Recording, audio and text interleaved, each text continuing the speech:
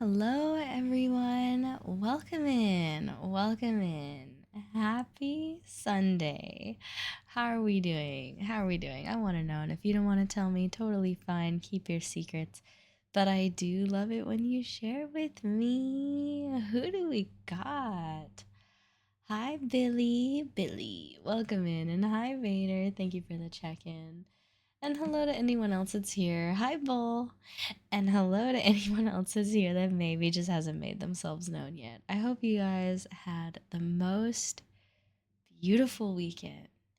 I am doing swimmingly. Ori, no. Well, I was doing well until Ori did that. Get out, Ori. No, I'm just kidding. Hi, Ori. Hi, how are ya? Bull, thank you for the check in. Your allergies are fighting you today. Dang, that sucks. Pour one out, buddy. Well, I am doing swimmingly. I had an amazing weekend. If you guys were here, Vader, no. Oh, why? Come on, guys. That's unnecessary. Um, what was I even talking about? Oh, if you guys were here on Thursday, you probably heard me talk about how I was planning or I planned on taking a solo beach trip. Yes, yes, yes. I trekked out many, many hours and took myself to the beach. And of course, I had the most amazing time. It was so beautiful. I wore a new bikini, brought my little cowgirl hat, and I just had a whale of a time. I love it so much. Hi, PSO Addict. Welcome in. So the last time I went to the beach with the Goyles, it was a little too cold and I hardly got in the water. In fact, I stayed covered up the majority of the day. But this time, it was still really windy, but it was tolerable. So I literally went onto the water a million times and came out and sat out. In fact, because it was overcast, I am just a pinch burnt, just a tad on like my cheeks. It kind of looks like I have a perma blush right now, and then a little bit on like my upper thigh. Is it a cowboy hat a staple at the beach? It isn't, but it is for me now because I got one. So I like taking it out and dipping it in the water. So, um, but I went out and I just had like the best time unplugging and just chilling out there. Like I just had a really good time. Like I don't even know. Like I got to go in the water a lot and I went far out and I like to like dive through the waves and let them smack me back. Oh my gosh, I like to just roll around. It felt so good. It felt so good. So I'd go in and come out, go in and come out. And I think I got on the beach. So I took myself to breakfast at this little cafe that I like. And then right in front of the cafe, there's like umbrellas and beach chairs. And when I go, I usually, if I'm going by myself, I just rent one of those, right? Because it's like $20 and you can get them, until like, 5:30. So I think I got out there shortly after like 10:30. It might have maybe like 11, and I was out there till 5 o'clock. So I was out there really late. It might have, I want to say it was till like 5 o'clock or so. But I went out there. I was out there like all day. Essentially, that's really what matters. And it was so good. I loved it so much. Ugh. I love the beach. I would do that every day if I could, but alas, it's just a nice little luxury because it takes a lot of effort to get there. And then went back. So when I go, I like to pick a hotel or Airbnb that I can just, I park my car and then I walk the whole time. Um, so that's pretty much what I did.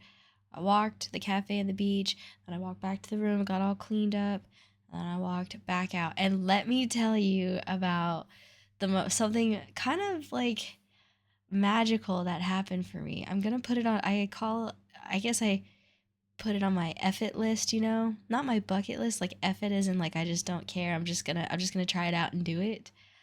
There was a live band performing like a ton of different hits at this one beach bar restaurant thing, and I told myself if I heard any songs that were a line dance, I was gonna go out and do it, even if nobody else is doing it. I would start it or whatever.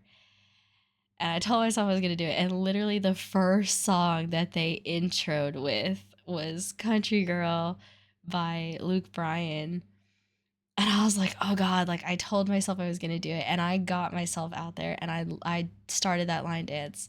Only like one other person joined in by the end of it, but it still felt so good to like just by myself, just try it out. So it was like a you go toast, like look at you.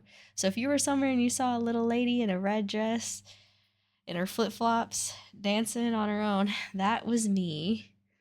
I'm so iconic for that. Hi, Fora. Welcome in.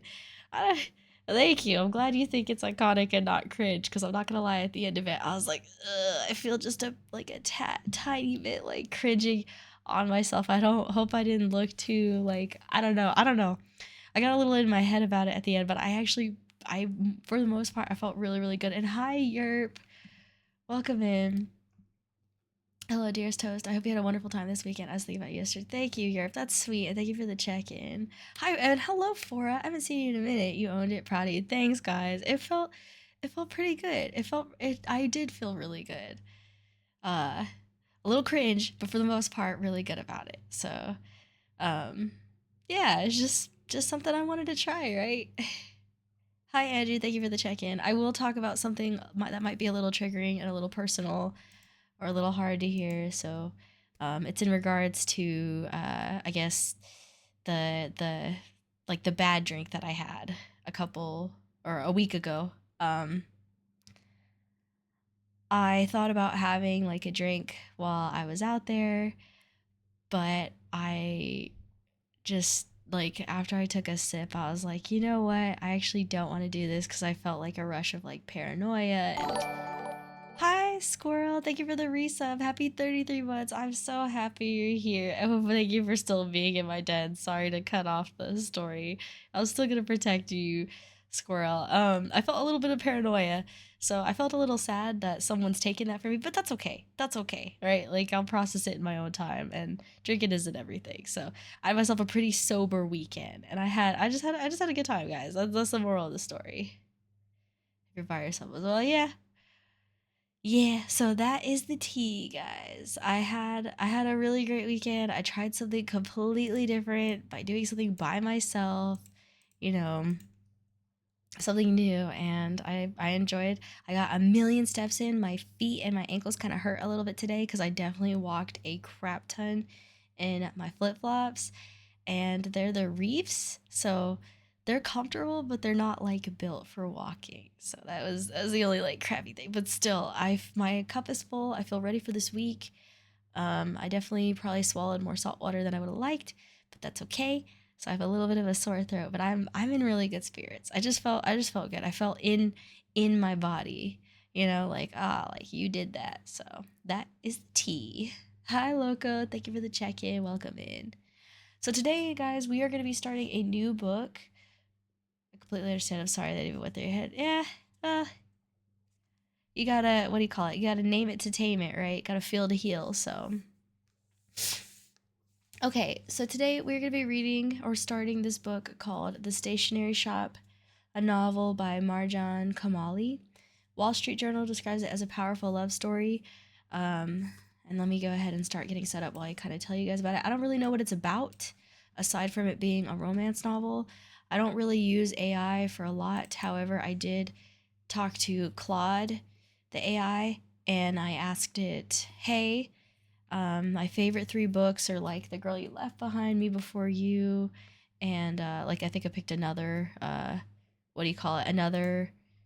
Oh, stop! Don't start updating my Baldur's Gate. I just want to open up the virtual cottage. Don't do that. Um, what do you call it? I put in like 3 books.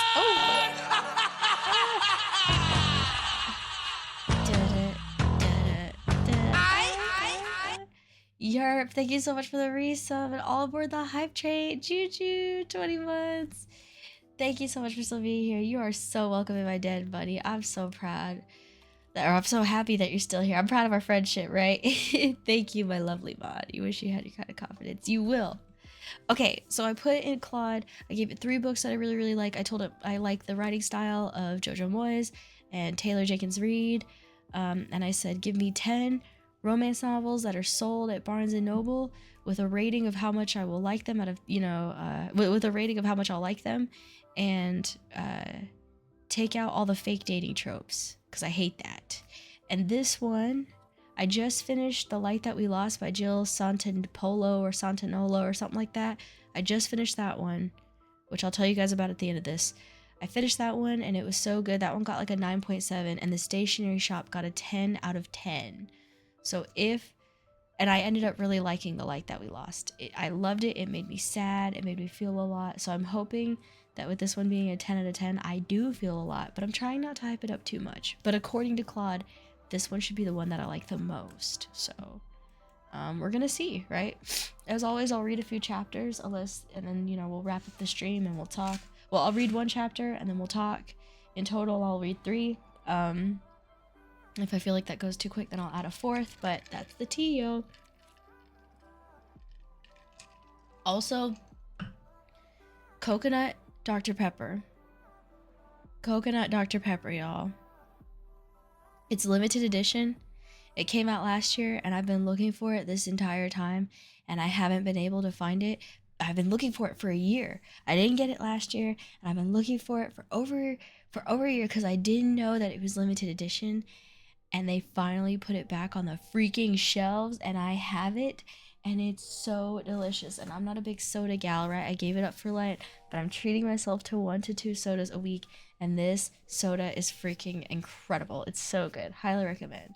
Here's some brain food. The word recognize literally means recognize. Whoa, that's cool. Furry combat wombat. Oh my gosh, furry combat wombat. That is such a cute name. Welcome in. We're about to do some reading. That sounds nasty. It's not nasty, yerp.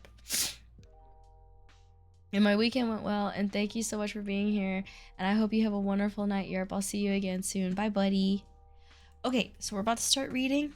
I'm gonna read a chapter, and then we'll talk.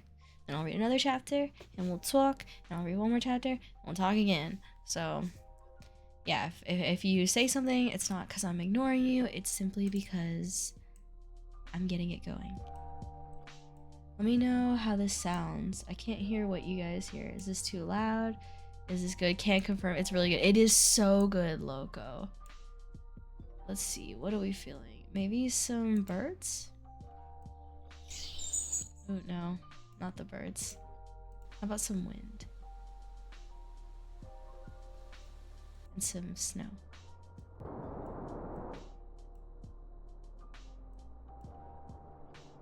I feel like I can't hear it unless I put it here, you know? Do you guys hear it? Oh, you can only have wind or snow. You can't have both. How about the rain?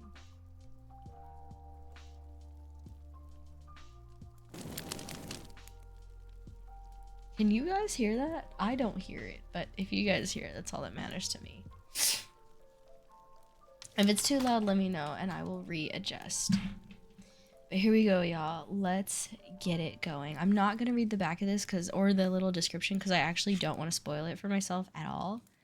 But just know, it's called The Stationery Shop. And I finally learned how to spell stationery correctly. I thought it was Nary, not Nery. Dedication says, "For Kamran, you are my love," which is cute.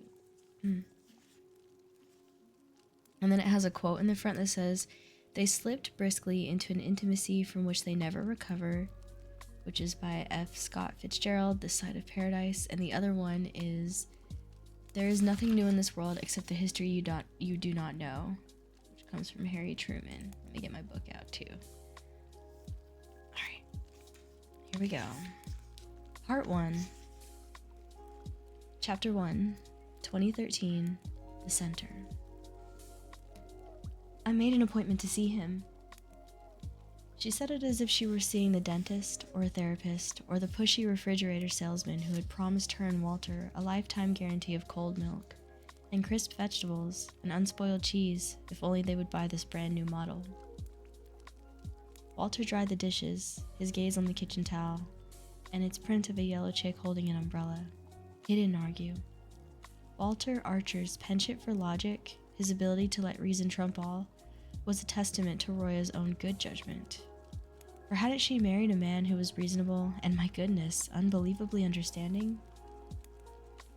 Hadn't she, in the end, not married that boy, the one she had met so many decades ago in the small stationery shop in Tehran, but lassoed her life instead to this Massachusetts-born pillar of stability? This is Walter, who ate a hard-boiled egg for breakfast almost every single day, who said as he dried the dishes, "If you want to see him, you should. You've been a bit of a wreck, I'm afraid." By now, Roya Archer was almost American, not just by marriage but by virtue of having been in the United States for over 5 decades. She can remember a childhood spent in the hot and dusty streets of Tehran, playing tag with her little sister, Zari, but her life now was carefully enclosed in New England, with Walter. One visit to one shop a mere week ago to buy paper clips had cracked everything open. Once again, she was mired in 1953, Cinema Metropole in the middle of Iran's largest city that contentious summer.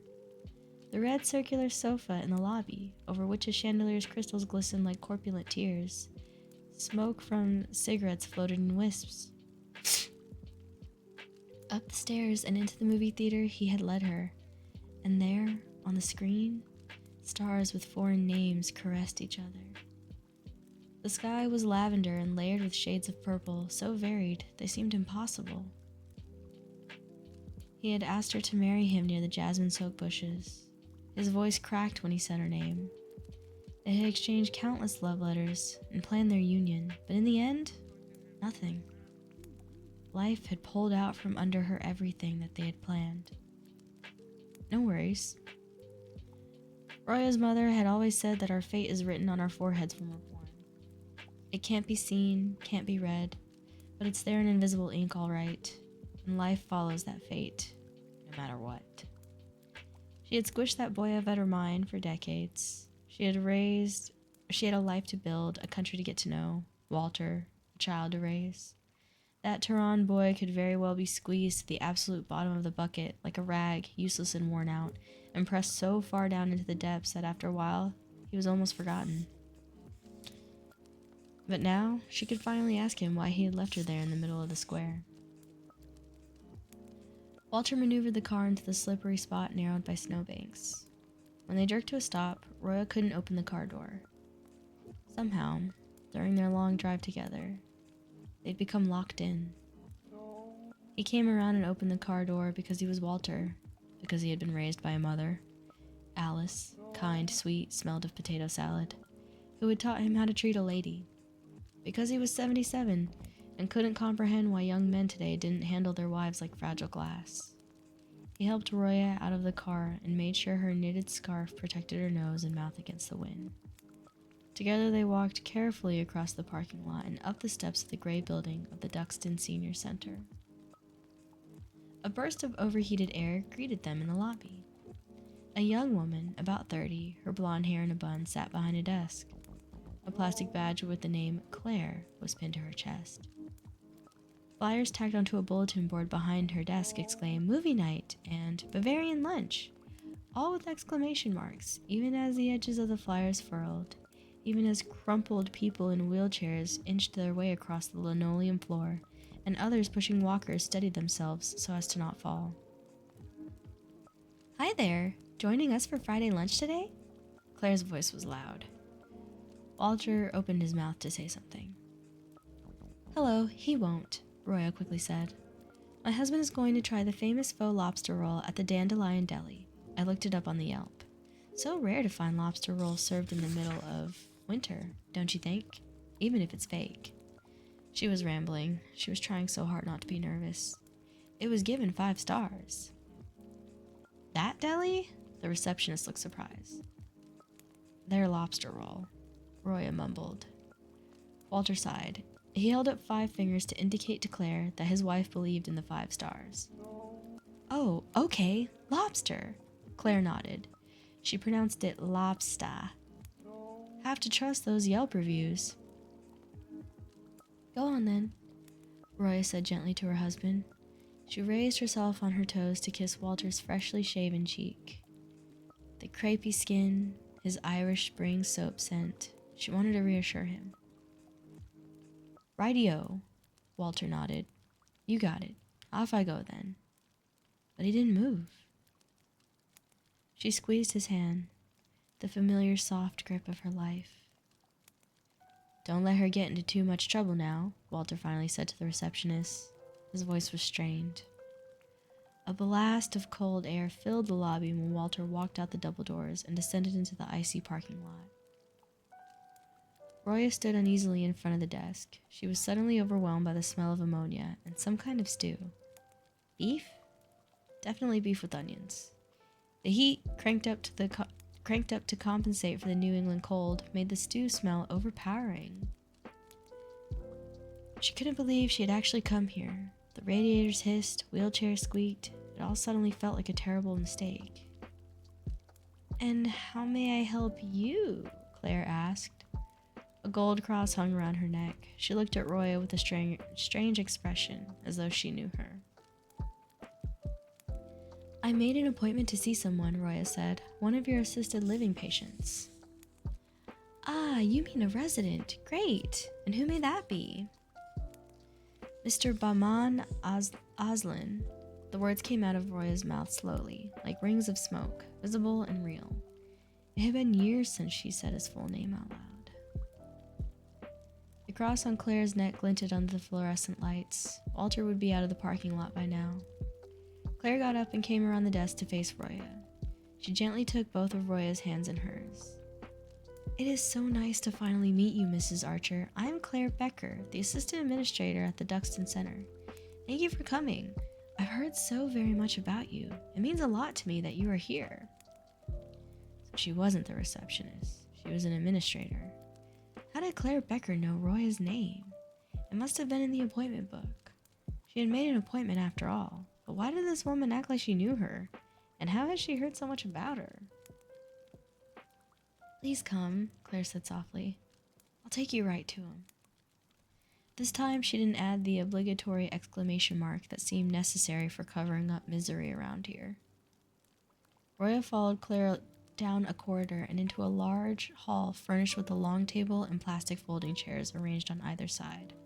But no one sat at the table playing bingo or gossiping. Claire pointed to the far end of the room. "He's been waiting for you." By the window sat a man in a wheelchair next to an empty plastic chair. His back was to them.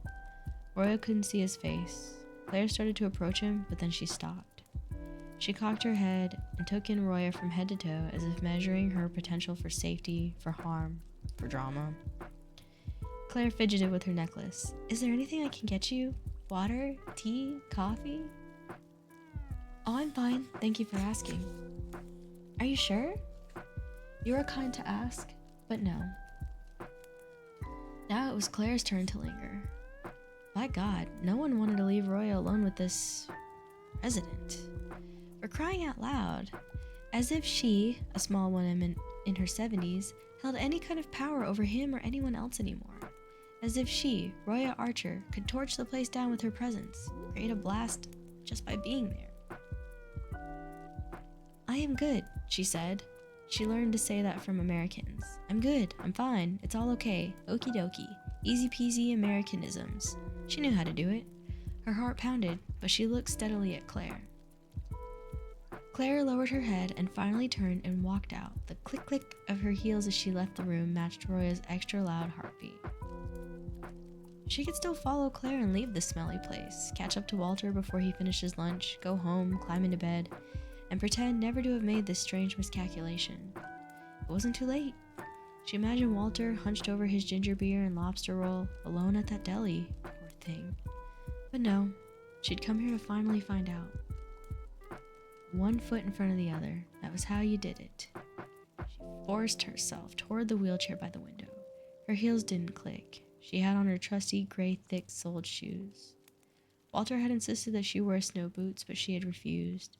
She was willing to accept a lot of things, but seeing her old lover for the first time in 60 years while wearing fat Eskimo boots was one of the few things she could not accept. The man was oblivious to her presence, as if she didn't exist. "I've been waiting," a voice suddenly said in Farsi, and Roya's body buzzed. That voice had both energized and comforted her when they were inseparable. It was 1953. It was summer. She was 17.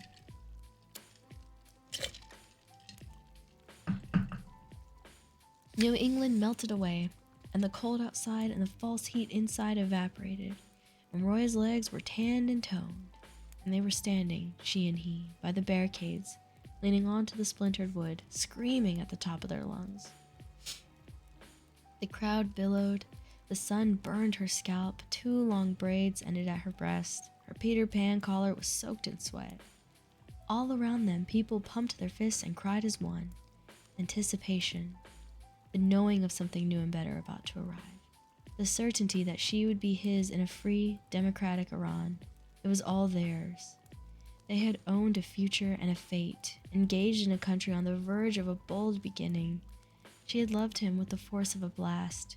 It had been impossible to imagine a future in which she didn't hear his voice every day. On the linoleum, Roya saw her feet, suddenly unrecognizable to her, in gray, little old lady shoes with thick soles and tiny bows on top. The man wheeled his chair around and his face broke into a smile. He looked tired. His lips were dry and deep lines scored his forehead, but his eyes were joyful and filled with hope. "I've been waiting," he repeated. Was it possible to slip so easily back? His voice was the same. It was him, all of it, the eyes, the voice, her Bauman. But then she remembered why she had come. "I see." Her voice came out much stronger than she had expected. "But all I've wanted to ask you is why on earth didn't you wait last time?" She sank into the chair next to him, as tired as she'd ever been in all her years on earth. She was 77 and exhausted, but as she remembered that cruel, disillusioning summer from which she never fully recovered, she felt as if she were still 17. That was the end of the first chapter. I'm liking the writing style. I'm interested. Am I hooked? Not yet. But I'm definitely interested to see where this is going. What are we saying? The ops are all around, always measure for smoke. Yeah, like she's 70 years old and the Claire is sizing her up. Hi Arctic, welcome in. Thank you for checking in. Let me tell you guys something. I'm nervous for this book. I already feel uncomfortable. Is she about to sit here and realize that this person that she's with, that she's been with all these years, wasn't her true love, that she actually really wished for this Bauman character? Oh, why did he leave her? I have so many questions and we just started. But what are we thinking so far? I can tell you I like it more than the Bridgerton book. I know I'm only 1 chapter in, but so far I'm enjoying this more than that. It's pretty interesting.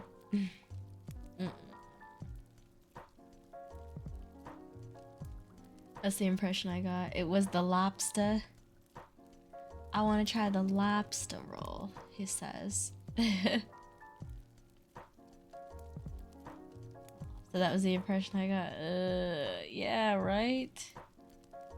Right? I'm getting that impression right now, and that's a hard one. That makes me sad. Or do you mean you can tell that I like this more than the Bridgerton book?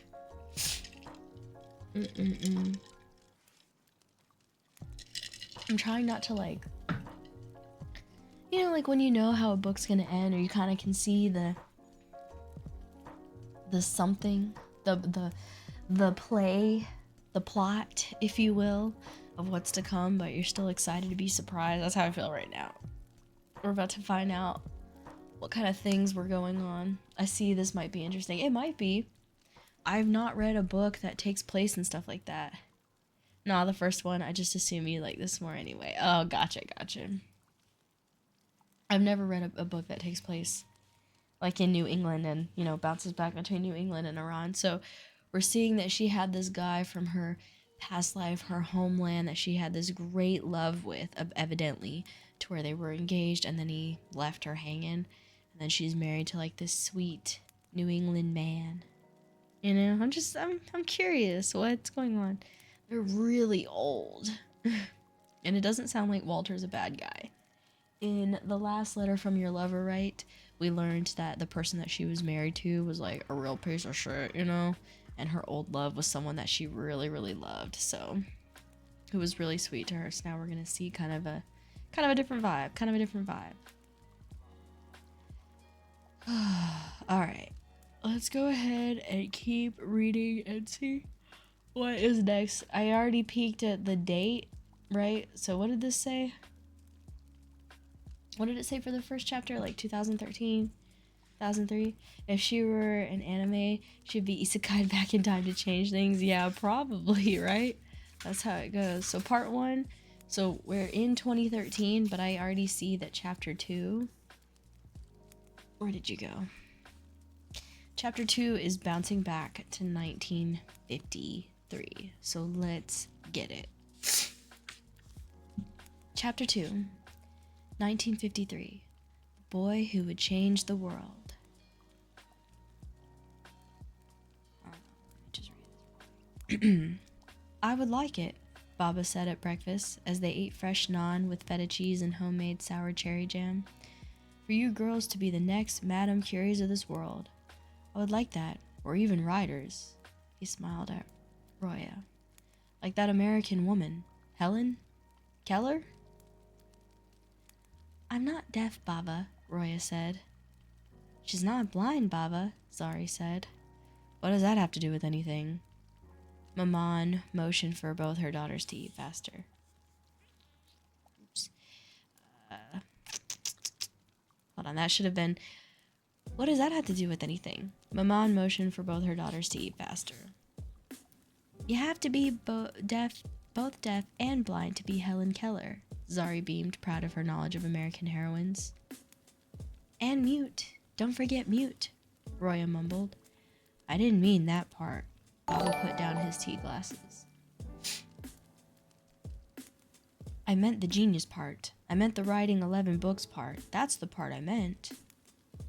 Fate had given Maman and Baba only 2 children, and girls at that. Baba was remarkably, exceptionally enlightened for his time. He wanted his girls to be educated and to succeed.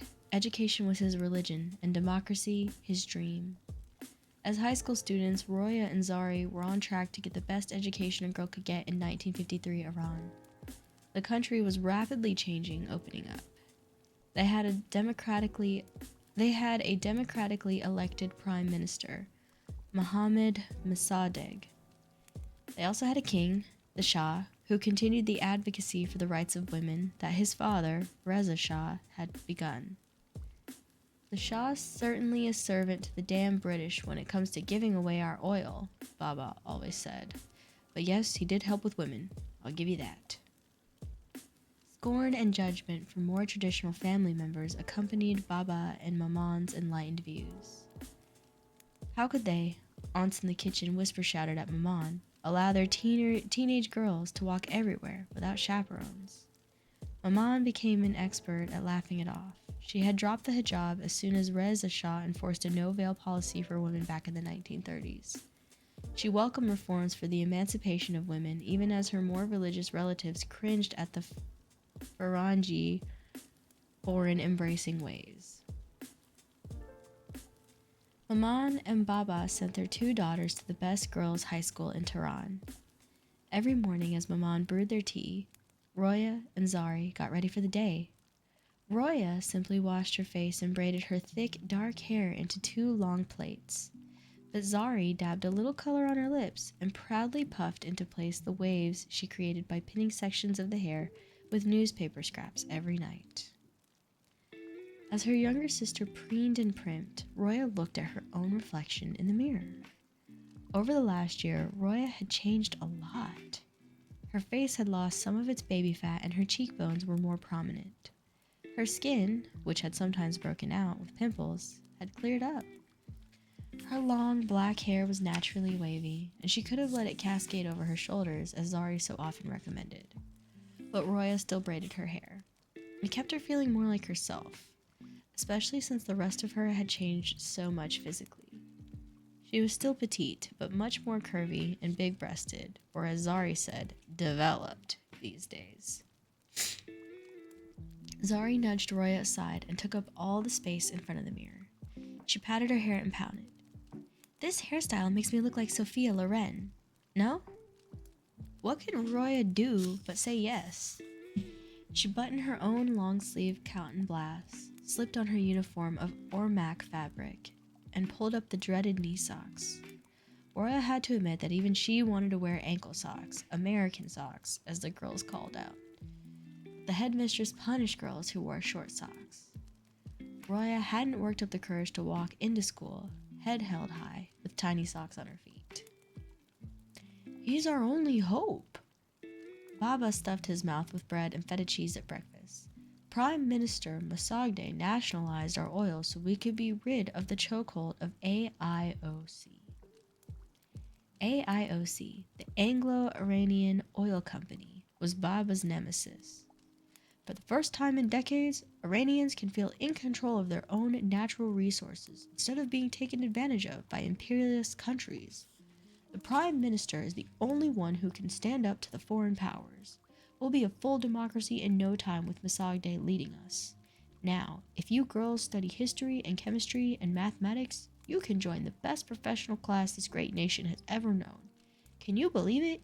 Do you see what's available to you? The opportunities we now have for young ladies? What can I do as a government clerk? Push papers around? Sit and drink tea? He took another long chug of his tea. But you, my daughters, you will go further than your mother and I ever dreamed. Isn't that right, Nanny J? One morning, Mama said. Can't we have one morning of no lectures? Just breakfast? Baba looked slightly wounded but did not stop entirely. My Marie Curie, he nodded at Zari. My Helen Keller, he winked at Roya. The girls, 18 months apart, knew all too well about their father's puffed-up hopes. 17-year-old Roya tried to live up to Baba's wishes, but all she wanted to do was read translated novels of writers named Hemingway and Dostoevsky, or poems of their own Persian greats such as Rumi or Hafiz or Saadi. Roya also loved to cook, standing next to Maman, following the recipes for the best Quraysh stews. And her younger sister was far from becoming a future Madame Curie. Zari was obsessed with a boy named Yusuf. She wanted to marry rich, to dance the tango, and learn the waltz. She wanted to pay 5 tomans for a ticket at one of the popular kids' parties, jump into a samba, and impress everyone with her moves. Most nights as they went to bed, Zari laid out all her dreams in detail for Roya. Off you go then, Mama kissed the girls' cheeks and took their tea glasses. Zari saluted Baba in a mock expression of her devotion to his ideals. Instead of laughing, Baba saluted slowly and seriously back. Zari glanced at Roya with a quick grimace only perceptible between sisters. At the door, Roya and Zari put on their shoes. Even though Roya was a senior and Zari a junior in high school, they were still required to wear the black baby doll leather shoes that were part of the school uniform. Roya pulled the strap and buckled tightly. The girls walked from their inner Andaran section of the house to the outer section, along a corridor, and down the steps leading into the garden. As they passed the turquoise-tiled koi pond, Roya envied the fish in it. All they did was swim in cool blue water. They weren't supposed to become successful members of the best professional class the nation had ever known. Roya closed the gate and they went into the alleyway and then the main street. Here, they stuck together, hugging their books to their chests. There were no demonstrators this early in the morning, but the ground was littered with pamphlets from a previous rally. Photographs of Prime Minister Masagde, his sharp-hooked nose, his erudite, world-weary eyes littered the ground. Roya couldn't bear to see his face scattered like that, where people could walk on it. She picked up a few of the papers, gingerly holding them face side up. Oh, please. Do you really think you can save him? Zari asked. There will be a communist demonstration tonight. There will be another one after that where the Shah's supporters will show up. You can't save the Prime Minister. He's outnumbered by two factions who want to see him gone. He has thousands, millions of supporters. The people, we, are behind him, Roya said. The people have very little power, and you know it. In this country, there's too much deal-making and corruption behind the scenes. Roya held her books and Masagde's pictures tighter to her chest as they continued to walk. Of course, Zari had a point. Just last week, a special assembly had been called at school. The headmistress had stood on stage with her hands on her hips and demanded that the students identify who was circulating communist papers amongst them. No one had spoken up. Roya knew it was Jaleh Tabatabai who passed those pamphlets under desks and at recess, hidden in parchment. She wondered how Jaleh had access to such political papers, how she even dared to get them in the first place. Then, at dismissal, the police had shown up, bearing a megaphone, guns, and a water hose. Abbas, the school door guard, helped the thick-necked policeman attach the water hose to a faucet in the yard. Just as Jaleh walked out of the school, the policeman turned on the hose and aimed the force of the water at her. At first, Jaleh's expression was one of wonder, a kind of awe. Then her expression changed to resolute will. She sailed into the air to avoid the hissing snake of water. She landed with a thud smack in the middle of its force. A few seconds later, Jaleh was entirely soaked, her uniform clinging to her curves, her hair dripping and soppy. One of the policemen had said, "That'll teach you to disrespect your country by spreading communist lies. Don't think we won't eventually find every single one of you behind traitorous collusion with Russia. You girls need to focus on becoming decent young women instead of political donkeys." The headmistress had clapped. And the pro-king girls, devoted to the Shah, clapped and cheered too as they stood up as a group in the yard. Several of the pro-Shah girls were from wealthy families whose fathers worked in the oil industry. A few deeply religious girls clapped with them. For the first time in a long time, families of the clergy and fans of the Shah stood as one. The pro-communist girls ran to Jaleh and huddled around her as soon as the police and headmistress had left the yard. They tried to dry her with their cardigans, their handkerchiefs, the hems of their uniforms. Jaleh stood tall, though dripping, and said not to worry. She even laughed. Roya knew Jaleh would only spread more Marxist pamphlets now, not less. That's how the today communist girls were. Fearless and resolute, and always saying that Iran should follow in the steps of the Soviet Union. Roya and Zari and the pro-Prime Minister girls had clustered in their own circle, shocked and shaken. If a fellow student asked whom she supported, Roya would say, "Prime Minister Masagde and the National Front." To say anything different would have broken Baba's heart. Prime Minister Masagde could get their country to full democracy. He'd studied law in Switzerland, become foreign minister, and gone all the way to the United Nations in America to testify that the British Anglo-Iranian Oil Company should give Iran ownership of its own oil. Roya liked Masagde's independence and self-reliance. She even admired his pajamas, which he was sometimes photographed wearing. As Roya walked to school with Zari, remembering the incident of Jaleh and the water hose, she wished the polarization and constant political rivalry could end. Politics had seeped into every classroom. Her classmates at school were now divided, much like the country, into pro-king, pro-prime minister, and pro-communist, and she was tired of it. When Roya and Zari reached the entry gate, Abbas, the door guard, looked stern. It was his job to make sure that no unauthorized person entered the grounds, to protect the sanctity of the institution and the safety of the girls.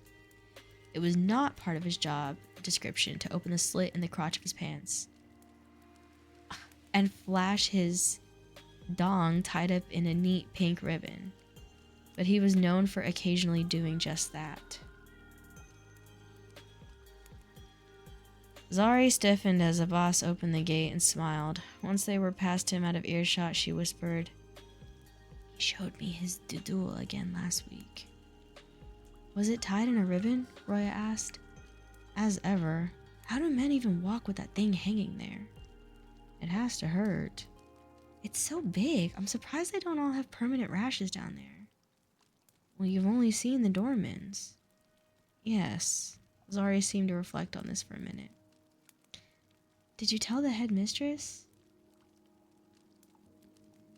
She said it was very ugly of a girl like me to lie, that Avas has worked here since before I was even born, and that I should be ashamed of myself for making up such vulgar stories.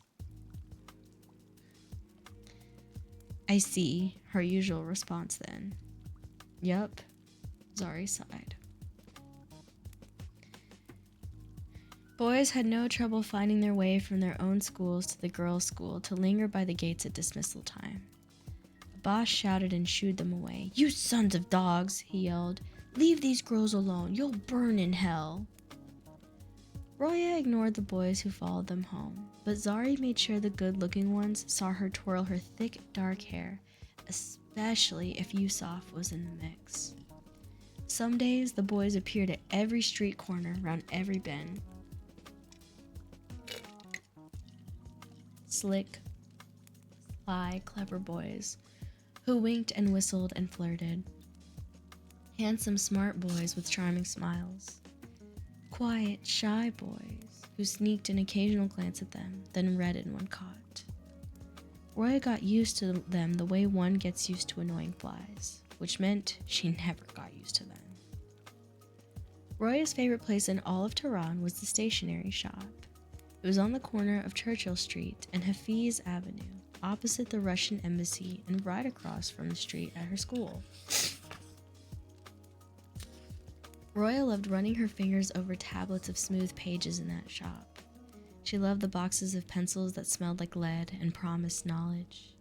She could spend an entire afternoon just looking at fountain pens and ink bottles, or flipping through books that spoke of poetry and love and loss. The shop was simply called the Stationery Shop. No fancy name to it, but it was a bookstore as much as a stationery shop.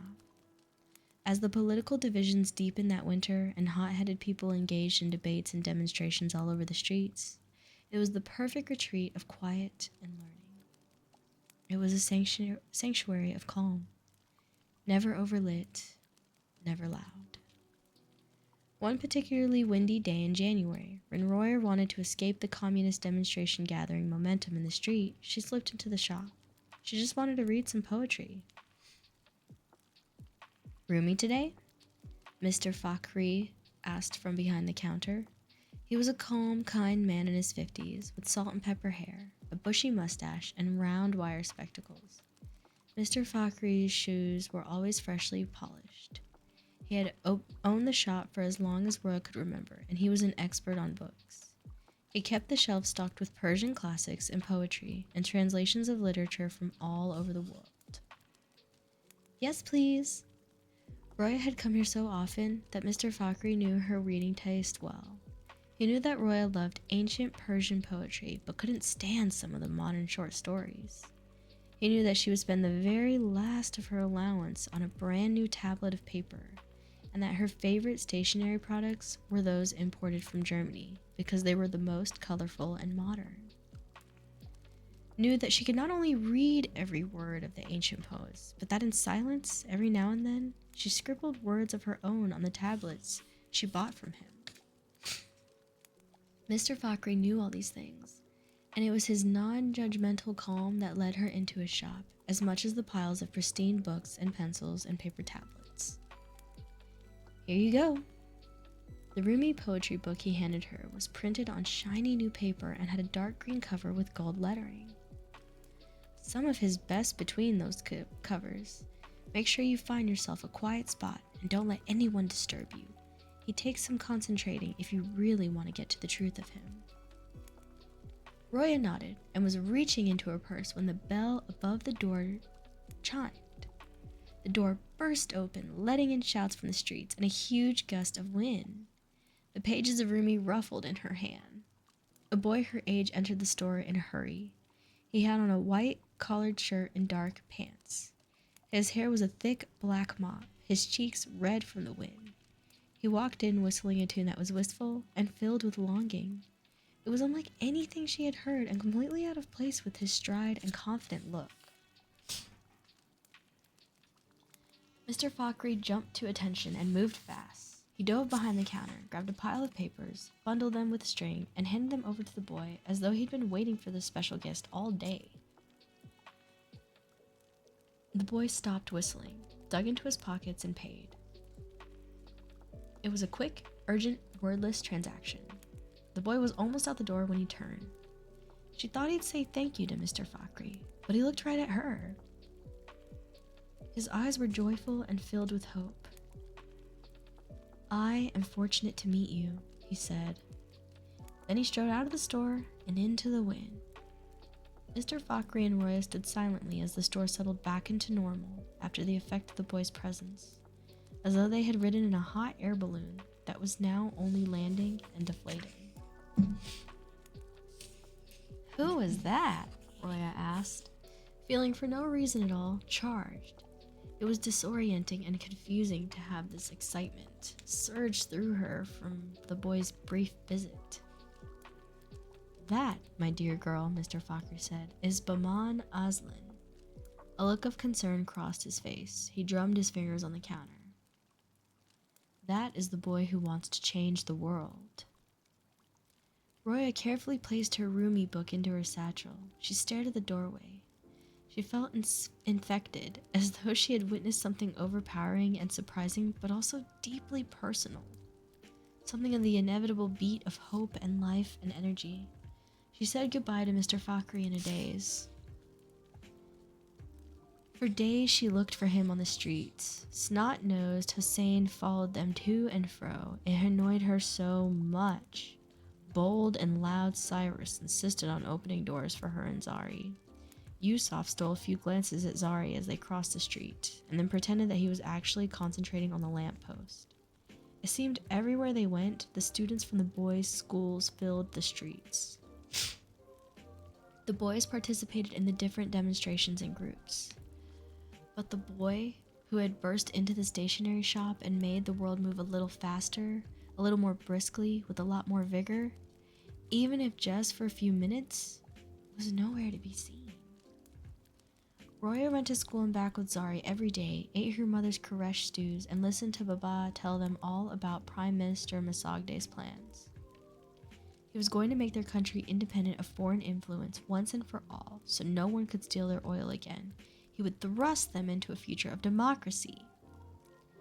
Roya studied geometry and scribbled some poetry and smiled when Baba repeated that she'd be the next Madame Curie. By God, she would. Forget Helen Keller. But nowhere did she see the boy with the joyful eyes, the one who'd made Mr. Fockery deliver a pile of papers with swiftness and importance, as though he were delivering a weapon to a warrior.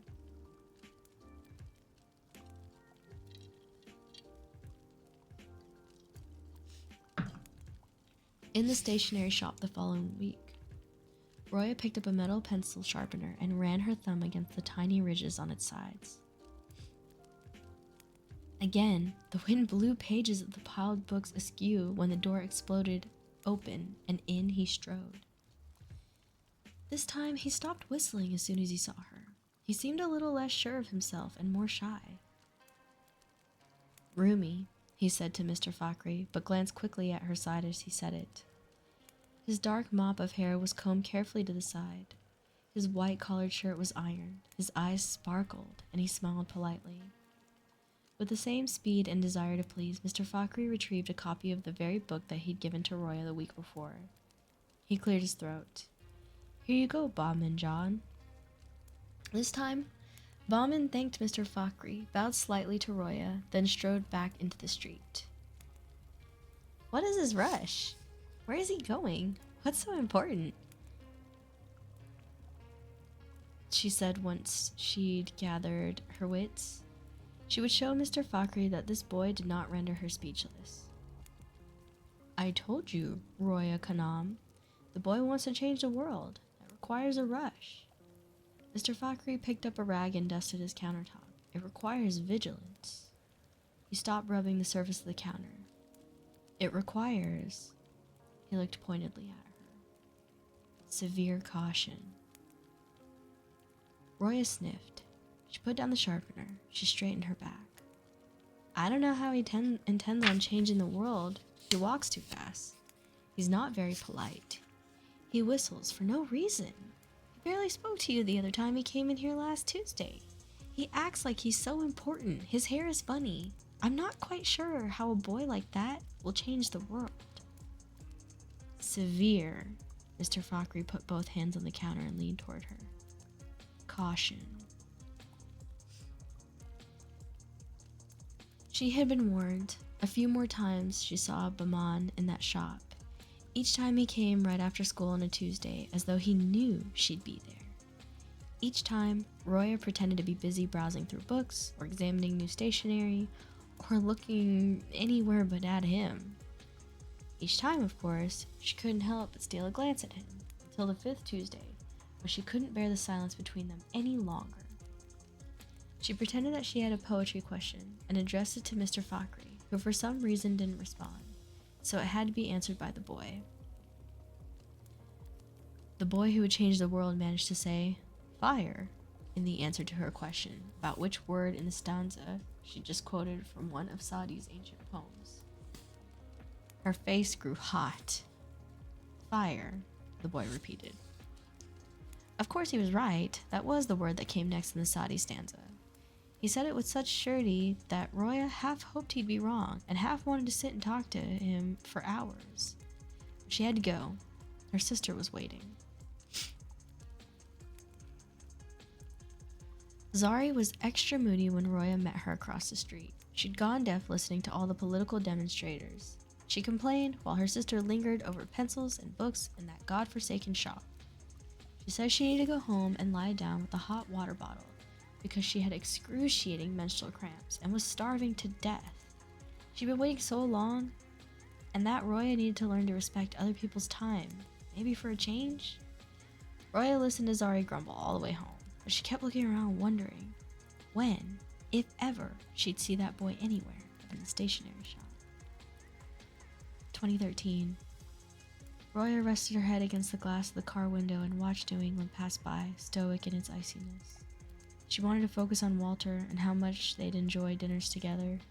She would make the fish sticks he loved. She wanted to forget that boy, the visit she just had at the center. But the words from his letter wouldn't go away. She had unwittingly memorized them 60 years ago. I promise you, my love. Meet me at Sapa Square at the center, Wednesday, 12 noon, or a little later if I can't help it. Meet me there, and once and for all, we will be one. The excitement of seeing you will keep me going through these next few days. Oh, Walter, she said, and she leaned her forehead against the window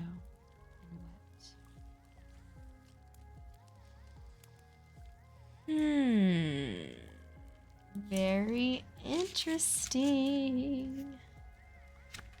Okay, let's talk about it. First of all, the first chapter, let me just get my bearings here.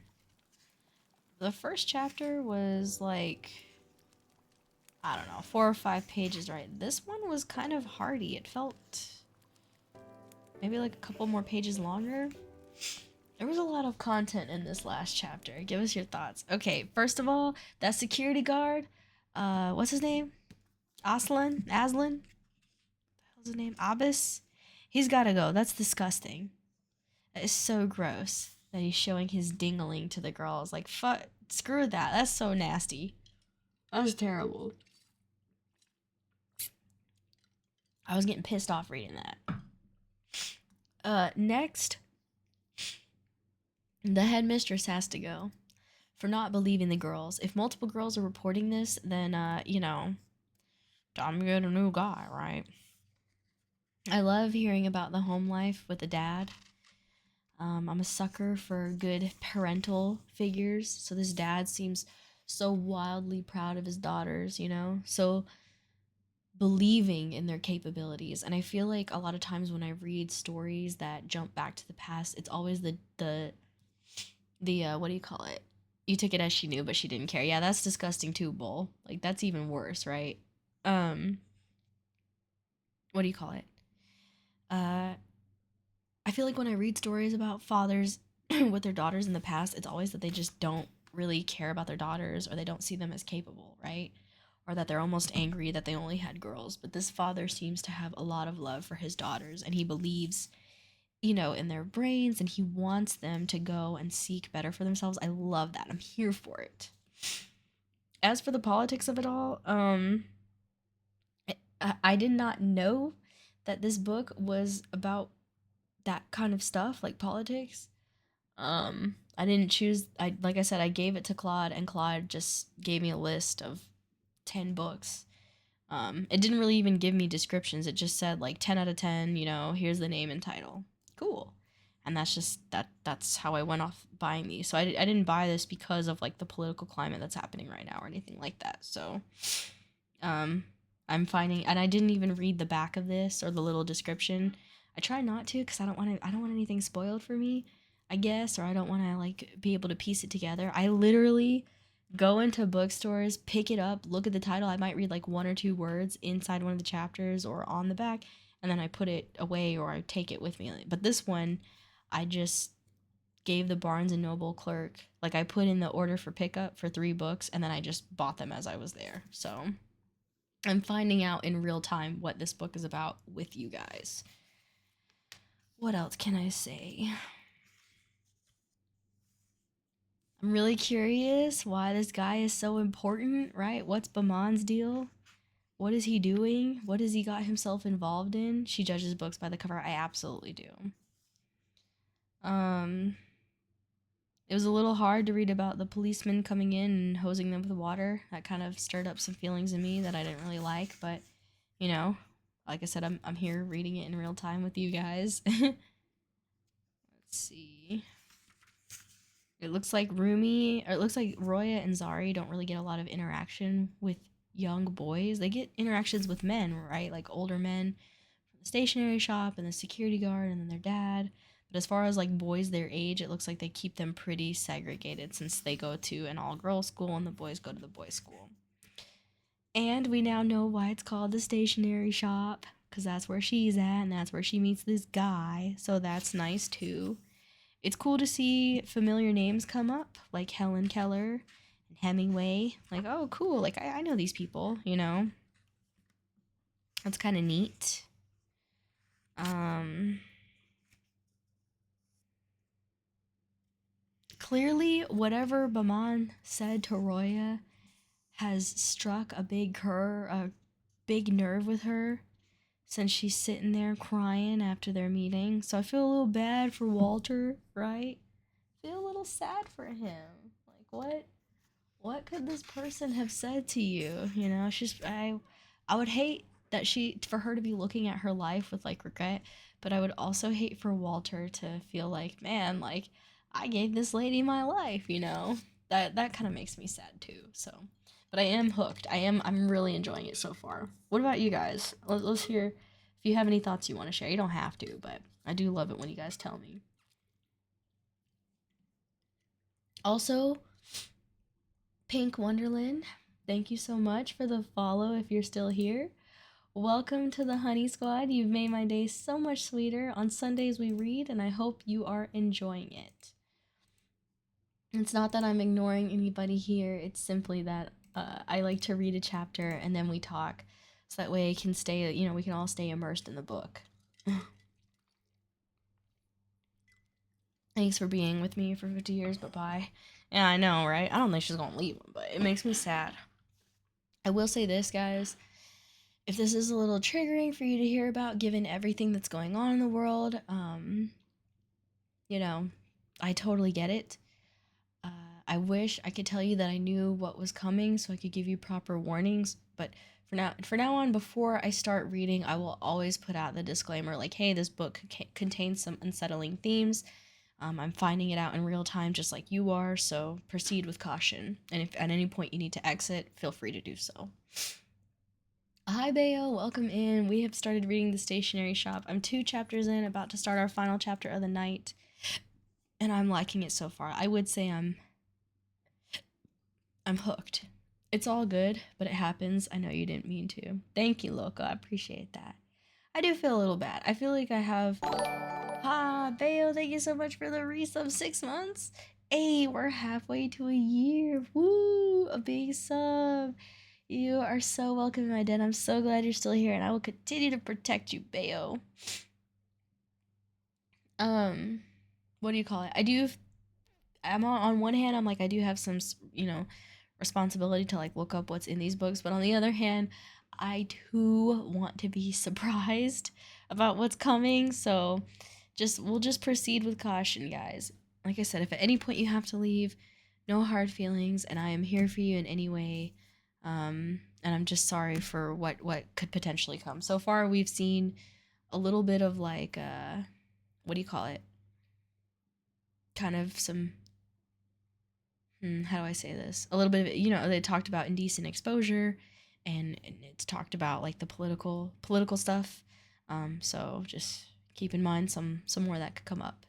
Oh, and a little bit of police brutality with like the spraying of the water. So you finished my recommendation, Bridgerton. Let's talk about it, Bayo, after I finish this last chapter, and then we can chat it up. I definitely want to hear your thoughts on it, but I want to get through this last chapter and then we can chit chat. So here we go. Let's get into it. Get into it.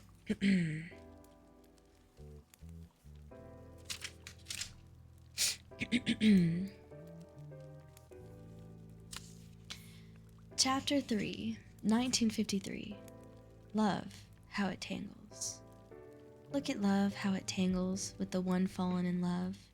Look at spirit, how it fuses with earth, giving it new life. Roya read Rumi's poem again and waited for Baman to show up. He hadn't missed a single Tuesday at the stationery shop since the first time when he'd burst in. It had made for a winter filled with anticipation, conversation, excitement. When did you fall in love, sister? Tell me. He recited a word from a poem, and that was it. Of course not, Roya told Zari. It wasn't one word, one moment. That kind of thing only happened in American films. Didn't she know? Roya wanted wholeness. She wanted warmth. She wanted escape and comfort. The stationery shop and its books gave her that. Then Baman filled it with his presence. But if she had to determine a day when she actually fell in love beyond repair, it was the 7th Tuesday. That day signaled winter's end. It was the kind of day when the chill and frost and despair of the season gave way to the promise of blooms and greenery and new beginnings. It was a day ready to rupture. The whole country was gearing up to celebrate the first day of spring. Persian New Year. Mr. Fakhri flitted about the shop on that 7th Tuesday with hyper-eagerness and nervous energy, helping mothers buy New Year's gifts for their children, wrapping sets of pens, ringing up customers with an effusive and heartfelt, "May you always feel joy and live long." "A present for my son," a woman purred. "He did so well on his report card, and he loves to read." The pride on her face made Baman smile. Roya caught him. Another man bought colored pencils that Mr. Fakhri bunched together like flowers in a bouquet and wrapped with green ribbon. Poetry collections were, of course, the hottest item. The thirst for Persian poetry was bottomless, as always. Roya and Baman steered clear of each other as the crowd in the shop swelled after school. He focused on the political treaties being featured as a pamphlet near the counter. She stayed in the back by the translations of foreign novels. And then, as quickly as the crowd had descended, it dissipated.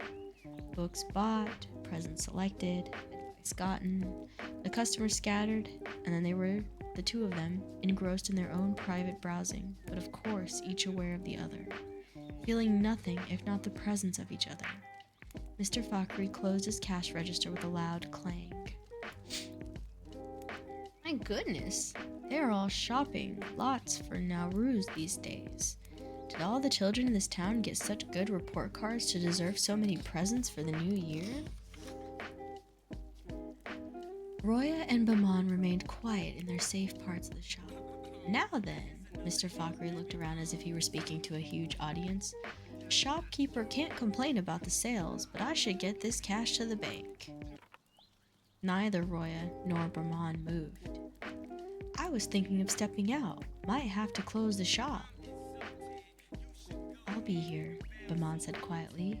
Pardon? I can be here. If a customer comes, I will tell them you'll be right back. Oh. Mr. Fakri looked at Baman and then uneasily at Roya. Roya sensed Mr. Fakri's discomfort. She was petrified at the idea of being alone with Baman. Of course she couldn't be alone with him. I need to go home now. Have a good day, Mr. Fakri. Well, if you are leaving... Yes, Roya Kanam. Have a wonderful day. Mr. Fakri looked relieved. He glanced at his watch again. Bank's about to close. I don't have much time. Thank you, Baman. I'll take you up on that offer. Mr. Fakri grabbed his coat and hat and looked pointedly at Roya. Goodbye, Roya Kanam. Get home safely before it's too late. He pressed the black chapeau onto his head. Baman, I'll be back soon. He rushed out, and Roya followed him to the door. Stay. Baman's voice was clear, certain. Goodbye. She stopped just short of the door. Her back was to him. She could see Mr. Fakri disappear down the street. Please stay. His voice sounded less certain now. She turned to tell him why she couldn't possibly stay, but when she saw him, she could barely breathe. He looked nervous. His face was red, although his expression was kind. She would leave. She had a lot to do. Maman and Zari needed help getting the house ready for the new year.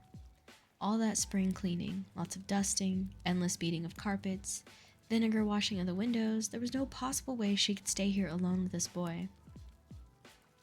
She was alone with him. She was alone with him in this shop.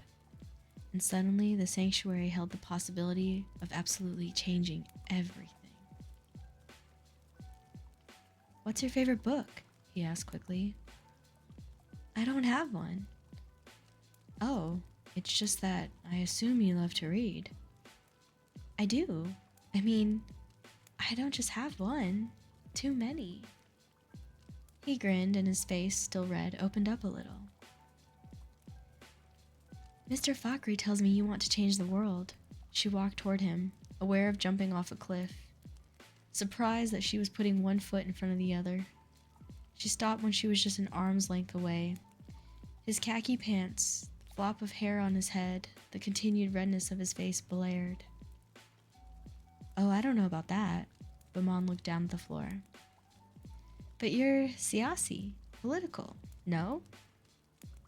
He looked up surprised. Is there anyone in this country who isn't? I'm not, she half lied. You have to be political, especially now. Well, I don't like it. All the arguments, the demonstrations. It's all we have. We have to stay involved. We can't let them oust Prime Minister Masagde. You believe those rumors? That he'll be overthrown? I'm worried about it, yes. Foreign powers could do it, or our own countrymen, traitors in our midst. It's a growing... He stopped. I won't bore you with this. I'm used to it. My Baba says much the same thing. Baman smiled. He does? Oh yes, I get my fill. He didn't say anything. His eyes were locked with hers. They just stood facing each other. It unnerved her to be under his gaze, and yet it thrilled her. They could not touch. They must not touch. You love to read, I know. You love poetry and novels, he said softly. How do you know? Every Tuesday I see you. You love that aisle. He nodded toward the area where Mr. Fakri kept the translations of foreign novels. Oh, you come here every Tuesday? I didn't notice. He laughed, and when he did, his face opened up entirely. His eyes carried the laughter. They filled with a kindness that was breathtaking. I've come here on other days. You're never here. Only on Tuesdays. That's the only day I can come, she said. What are you doing the rest of the time? Studying. Really? Yes. She gazed at him steadily. My father wants me to become a scientist or a published writer, like Helen Keller. She mumbled the last part. And you? Excuse me? What do you want? It was an absurd question. Roya wasn't sure if anyone had even asked her that. Wasn't it enough that she had such a supportive father, so progressive in his championing of his daughter? Wouldn't a pro-Masagde activist like him be impressed? My parents want me to finish school and go to university to become a scientist, most likely. And what would you do if you could do what you want? The audacity of the question threw her. I would listen to my father. My mother... He came closer. A mixture of musk and a windy scent made her feel like she might fall. Then he reached out and took her hand. She had never felt a boy's hand before. He wrapped his fingers around hers, and Roya's heart jumped. His touch startled her, and yet was strangely comforting. You love novels. I've seen you. So read them. As much as you want. How many times had Maman told her she'd bleed her eyes out for reading so much? How often had Zari thrown her books off the bed as she swore she'd never met anyone who burrowed her face into books like this? It would ruin her posture, by God, it would. How many times had Baba preached the importance of studying for a serious profession in this world, and if one couldn't be a scientist and chose to read books instead, then one had better produce books like that Keller woman. Unless you really want to be a scientist or a writer, in which case, then of course, do that. Do what you want. The worrying, striving feeling that overpowered her in school and at home evaporated a bit. She wanted to hear more, talk to him, to not let go. The bell jangled and Mr. Fakri swooped in, out of breath, his hat askew. When he saw them, his face flushed. He looked away, cleared his throat, and they dropped their hands as though they had been burned, as though they were both holding a ball of fire. It felt like she had been caught stealing, but even though her hand dropped to her side, even though she looked hard at her shoes, mumbled, I have to go, and hurried out. She knew that she would come back to the shop forever and ever, despite what Mr. Fakri or anyone else might think. The contact was irreversible, irreparable, and she did not want to take that back.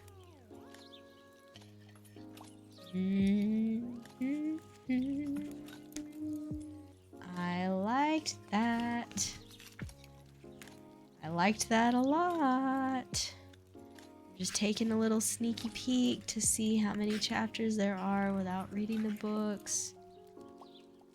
Epilogue. Or without reading the pages. Epilogue and 30. So there are 31 chapters in this book. Damn it. Tempted to read another one, but I'm not gonna. We're gonna stretch this one out, guys. We're gonna slow burn this. When I'm left to my own devices and I get to read at work, I read so quick. Man. There's 31 chapters and I read 3 at a time. That means it'll take me like 10 Sundays to finish this. So we're gonna go for it. We're gonna slow burn this. So stay with me. So in this last chapter, we finally got to see Baman and Roya. You know, we focused more on that. And it sounds like for the first time in her life, she felt really, really seen and understood by someone. And in my opinion, to be loved is to be seen and understood, right? To have someone know you. And she, in this small interaction with Baman, felt like that. There's nothing like the rush of when you first get with someone, right? Or when you first start to kind of be into someone and everything is exhilarating, like the touch of their hands or look in their eyes or talking, just talking can be a rush. Feeling aware of their presence, oh, I love it. It's delish. This was great to read about. I'm liking it so far. I'm excited. I want to know what tore them apart. Clearly he didn't die, you know, so if he didn't die, then what could it have possibly been? An interesting read, truly. What do you guys think? It was nice? Yeah. Are you asking me for my opinion? Right, he was. For me, it was the 8th Wednesday. Was it really? Not the 7th Tuesday?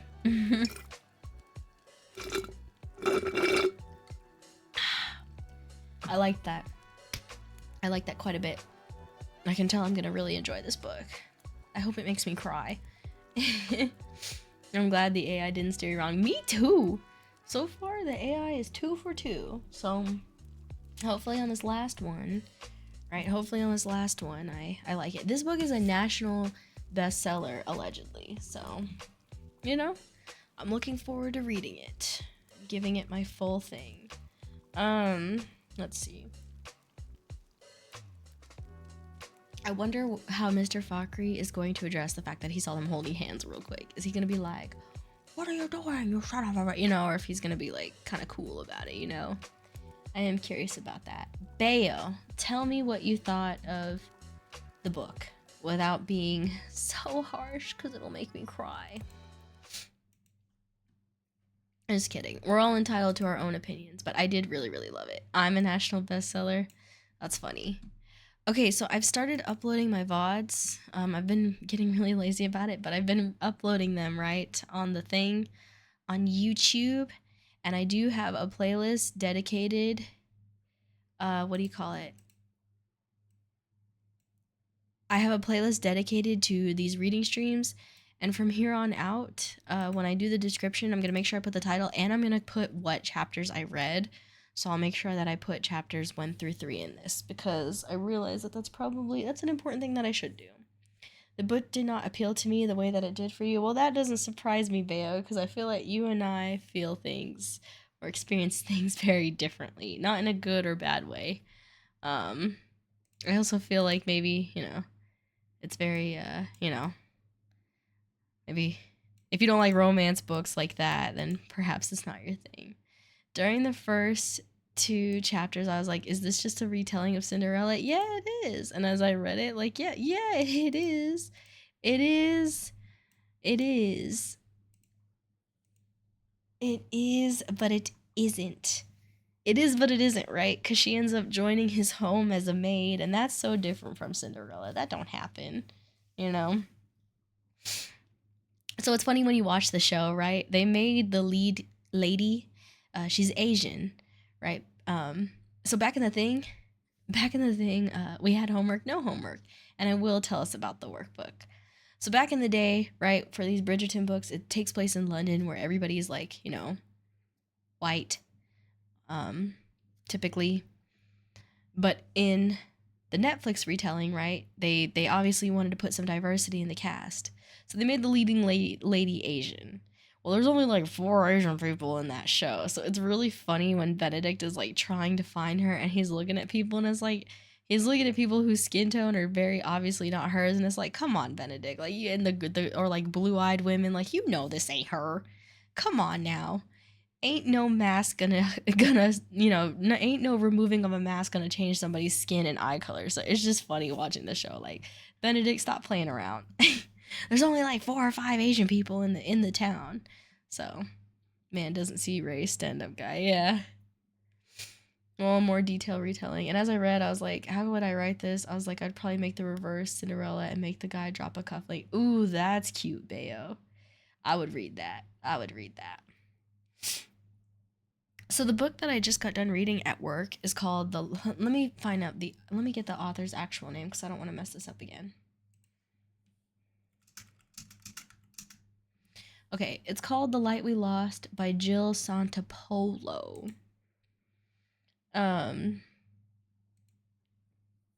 this book is about a 13-year romantic drama following Lucy and Gabe, who meet on 9/11.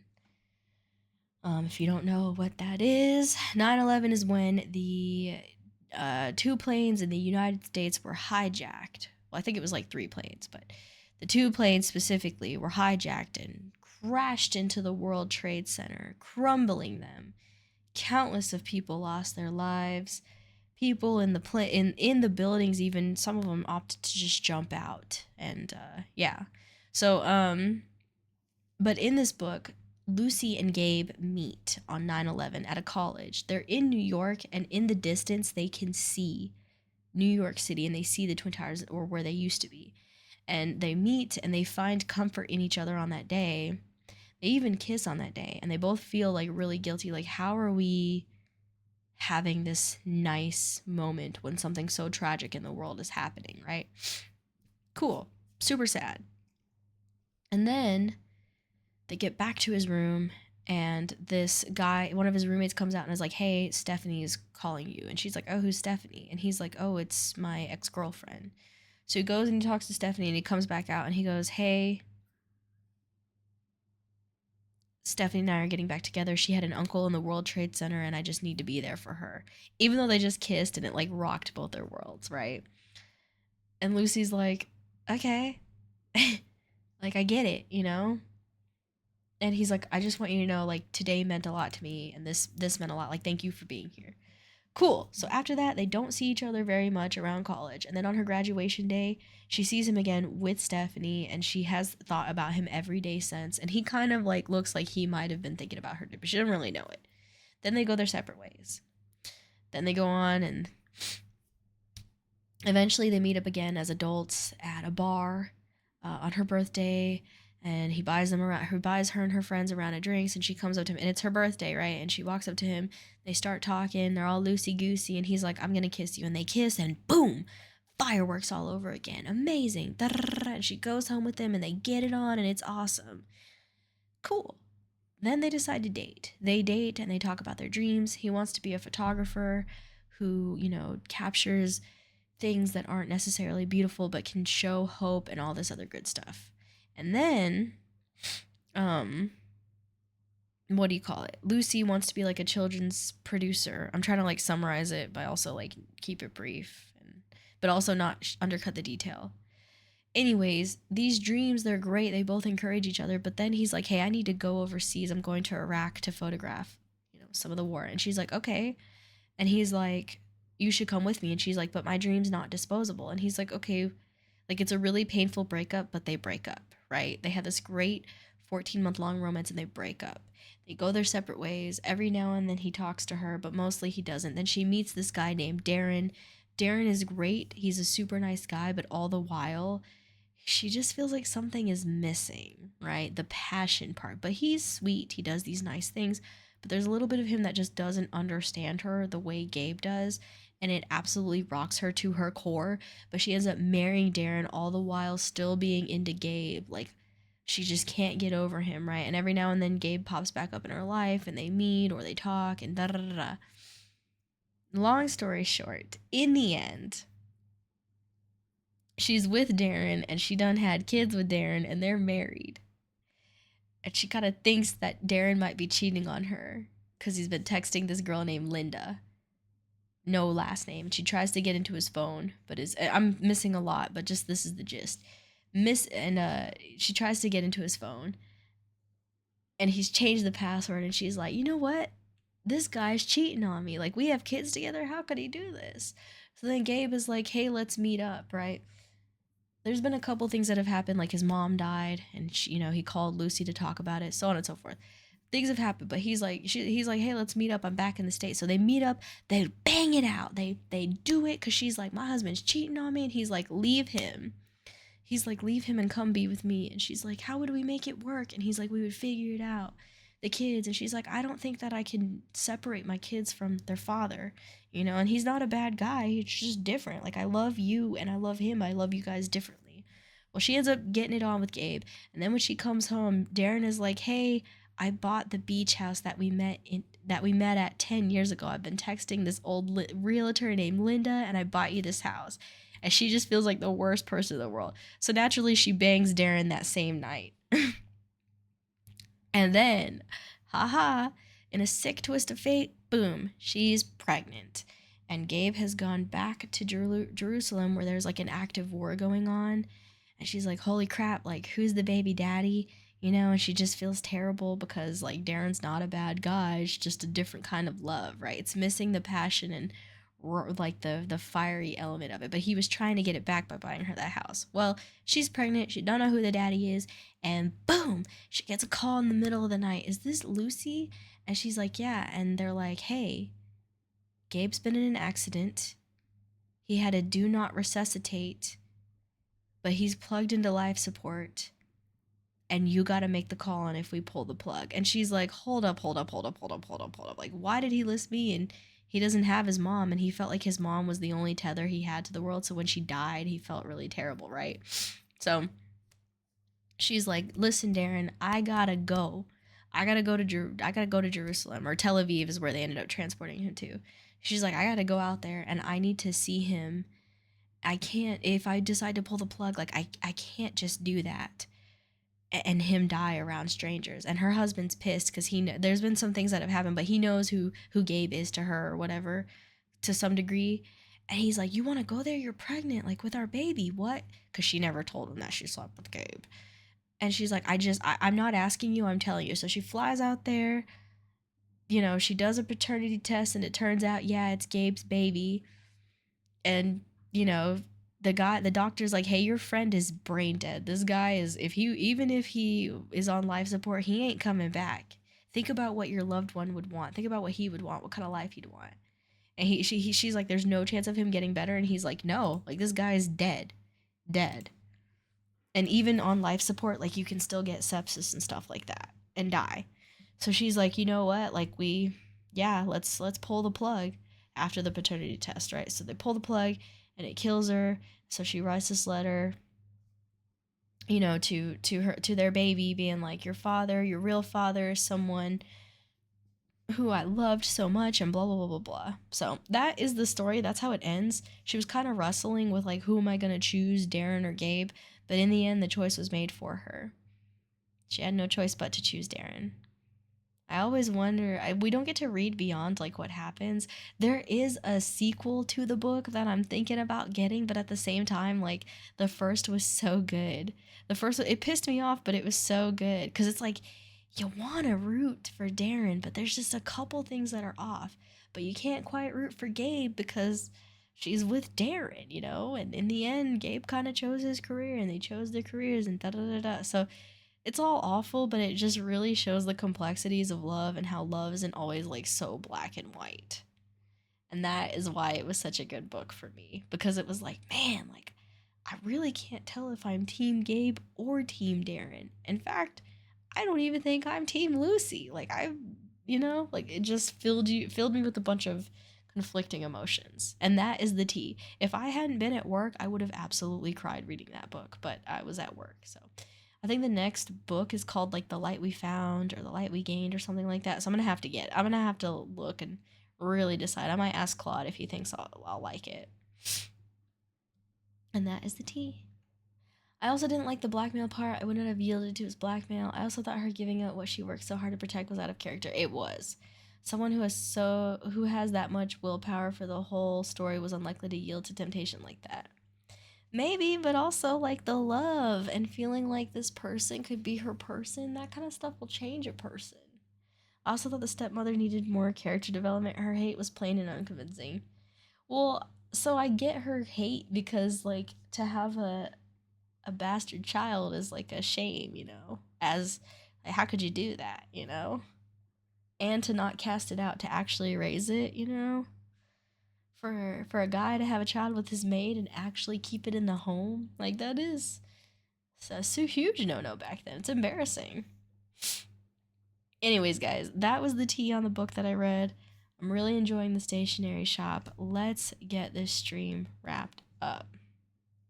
It's not fairly typical for them to raise them.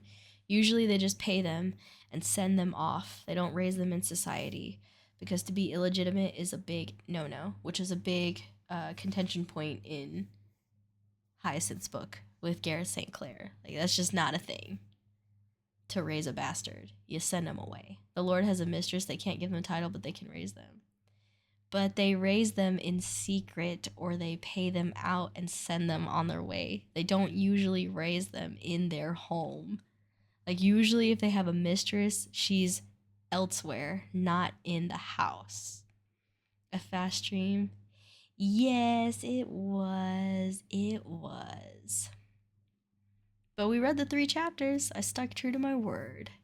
If you guys are sad about this stream ending, I apologize, but do not fret, for I will be back here Tuesday night for Pacopia, which I can't wait. I have poll tomorrow night, which I'm looking forward to. I also have a dentist appointment on Tuesday, so you guys will hear all about that. And I will be waiting patiently until we are reunited. Parting is such sweet sorrow. I hope you guys enjoyed this reading stream. I really enjoy doing these. Let me think. They're also not in competition for anything because the law consider them naturally dead, so they're no threat.